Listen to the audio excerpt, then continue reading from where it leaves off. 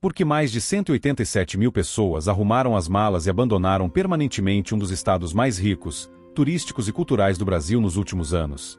A resposta não está apenas na economia, mas sim no medo. 40 mil mortes violentas e 600 mil assaltos criaram um cenário de fuga invisível. Pernambuco é conhecido mundialmente por suas praias paradisíacas, sua cultura vibrante e uma história que se confunde com a própria construção do Brasil. Mas, por trás desse cartão postal inquestionável, existe uma engrenagem complexa que desafia as autoridades de segurança pública há décadas. Porque, apesar de sucessivos planos de segurança e investimentos milionários, o Estado ainda trava uma batalha diária contra índices alarmantes de violência. Recentemente, nós mostramos aqui no canal como as correntes marítimas e as alterações ambientais explicam perfeitamente a dinâmica dos ataques de tubarão em Recife. Mas o que poucos percebem é que a violência em terra firme segue uma lógica muito parecida. A geografia urbana, as rotas rodoviárias e a posição estratégica no Nordeste explicam muito sobre a segurança pública. Fica até o final do vídeo, pois hoje, nós vamos decifrar a geografia do perigo em Pernambuco. A crise. Para entender o tamanho real desse desafio, precisamos encarar a frieza avassaladora dos números oficiais. Se olharmos para a última década, os dados mostram um cenário de guerra invisível. Nos últimos 10 anos, Pernambuco acumulou mais de 40 mil mortes violentas intencionais. Para você ter uma dimensão exata da gravidade desse número, no pico da crise interna, em 2017, o Estado registrou o trágico recorde histórico de 5.427 assassinatos em apenas um ano. Isso significa uma média brutal de aproximadamente 15 mortes por dia. Mas a insegurança que molda a rotina do cidadão comum não se resume aos homicídios. O impacto patrimonial é diário e massivo.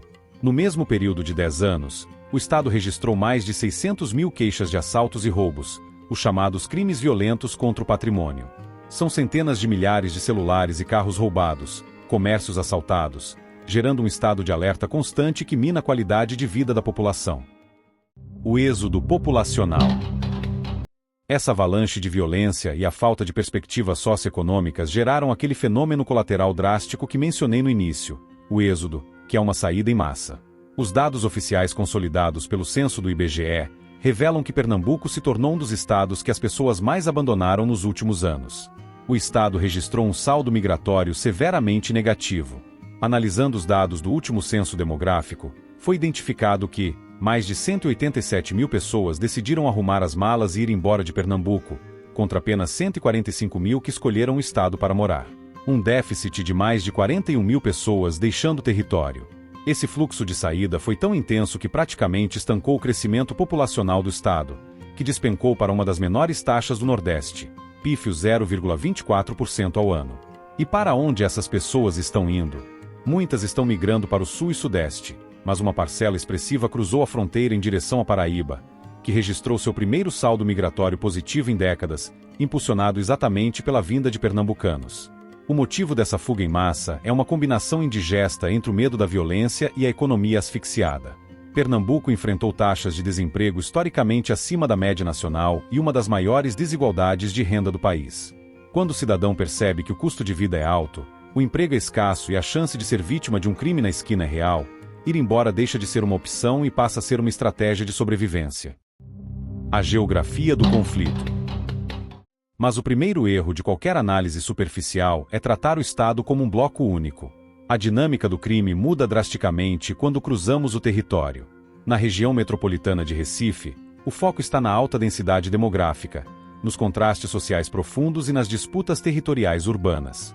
Já no Agreste, em cidades polo como Caruaru, o desafio está atrelado ao enorme fluxo comercial da região têxtil e ao escoamento de mercadorias. E mais a oeste, no Sertão, a realidade histórica envolve crimes interestaduais e o plantio de substâncias ilícitas no famoso polígono da maconha. Portanto, o fenômeno que o Estado enfrenta hoje é o resultado de um ecossistema com raízes geográficas, socioeconômicas e de infraestrutura muito profundas. Geograficamente, Pernambuco é o coração do Nordeste, fazendo fronteira direta com 5 estados: a Paraíba, o Ceará, o Piauí, a Bahia e Alagoas. Se por um lado essa conectividade transforma o território em um hub logístico e econômico espetacular, por outro, cria uma vulnerabilidade imensa para a segurança pública. As grandes rodovias federais que cortam o estado, como a BR-101 e a BR-232, funcionam como artérias econômicas, mas também se tornam rotas de fuga rápida e corredores de escoamento para o tráfico de armas e drogas vindo de outras regiões do país. Policiar de forma eficiente milhares de quilômetros de estradas que conectam tantos estados diferentes é um pesadelo logístico. E quando olhamos para a urbanização, o desafio geográfico se intensifica. A capital, Recife, cresceu espremida entre o oceano e uma vasta cadeia de morros. A alta densidade populacional combinada com uma ocupação desordenada criou comunidades de difícil acesso. Para as forças de segurança, áreas com vielas estreitas, escadarias e relevo acidentado anulam a vantagem tática do uso de viaturas tradicionais, exigindo operações complexas, caras e de alto risco para o policiamento comunitário. Essa geografia do conflito sufoca o principal motor econômico do litoral, o turismo.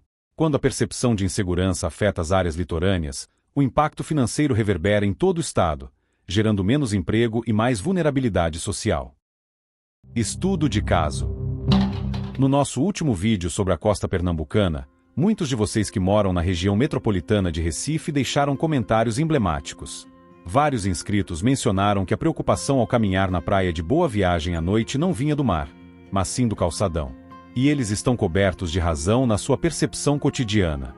A região metropolitana concentra a maior parte da população e, consequentemente, os maiores contrastes sociais do estado.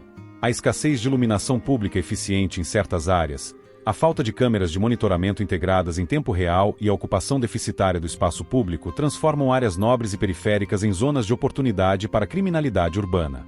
O desenho das cidades muitas vezes favorece o isolamento após as 18 horas, deixando o cidadão comum exposto. Conclusão. Dizer que nada foi feito seria uma injustiça histórica. Em 2007, Pernambuco criou o Pacto pela Vida, um programa que se tornou modelo internacional ao integrar polícia, poder judiciário e sociedade civil, conseguindo reduzir os homicídios por vários anos consecutivos. No entanto, com o passar do tempo, a falta de atualização dos modelos de inteligência, o sucateamento de estruturas policiais e a descontinuidade política fizeram o programa perder fôlego. Hoje, o Estado tenta implementar novas estratégias, como o programa Juntos pela Segurança, focando em videomonitoramento, renovação de frotas e inteligência integrada. De fato, dados mais recentes começam a mostrar uma tendência importante de queda nos indicadores de roubos em relação aos anos de crise severa. Mas o diagnóstico dos especialistas é unânime. Não basta apenas colocar mais policiais na rua, é preciso mudar o desenho urbano, iluminar as comunidades, dar perspectivas econômicas e usar a tecnologia de dados para prever o crime antes que ele aconteça nas esquinas. Como vimos, a segurança em Pernambuco não é um problema simples de resolver com respostas prontas em redes sociais. Ela é a soma de uma posição geográfica estratégica, desafios de relevo urbano, desigualdade histórica, fatores econômicos que geram o êxodo populacional e a necessidade urgente de políticas de Estado que sobrevivam a trocas de governo.